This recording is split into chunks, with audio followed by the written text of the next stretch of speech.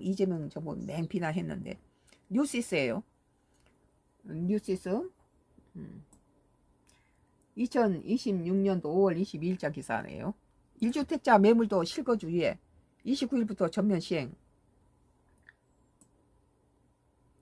되게 무주택자가 집을 구입할 때는 되게 그 갭 투자가 굉장히 필요하거든요. 전세 안고 대출 안고 사놓는 거죠.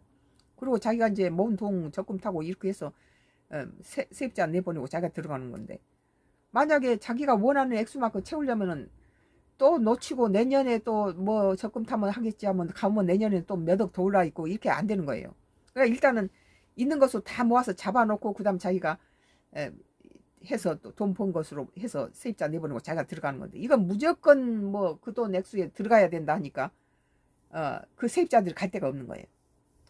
토지거래 허가 구역 내에 세입자가 있는 주택을 매수할 때 주어지는 실거주 의무 유예 확대 조치가 오는 29일부터 본격 시행된다. 20일 국토교통부 이날 차관회의에서 오는 22일 국무회의를 거쳐 부동산 거래 신고 등에 관한 법률 행정 개정안을 29일부터 공포 시행한다고 밝혔다. 개정안에는 토지거래 허가 구역 내 임대인이 있는 주택을 살 때 적용되는 실거주 의무 유예를 기존 다주택자 보유의 주택에서 모든 임대주택으로 확대한다는 내용이 들어있다. 1가구 1주택자한테도 똑같이 해야 되는데 다주택자한테만 그렇게 하고 1가구 1주택자한테는 못하겠다는 거죠.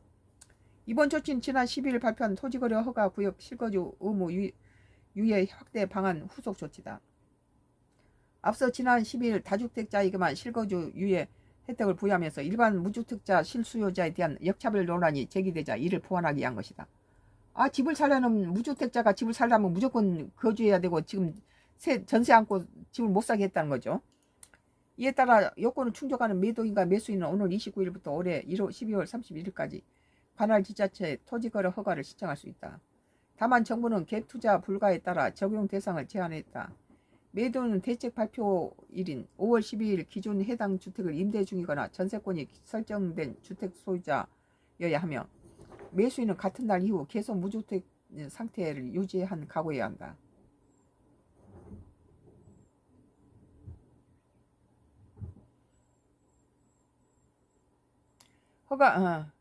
그러니까 대책 발표인 5월 12일 기준 해당 주택을 임대 중이거나 전세권이 설정된 주택 소유자여야 한다는 거예요. 5월 12일 기준.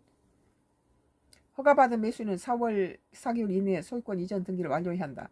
실거주 유예는 5월 12일 당시 체결된 임대차 계약의 최종 종료 시점까지 인정되며 늦어도 2028년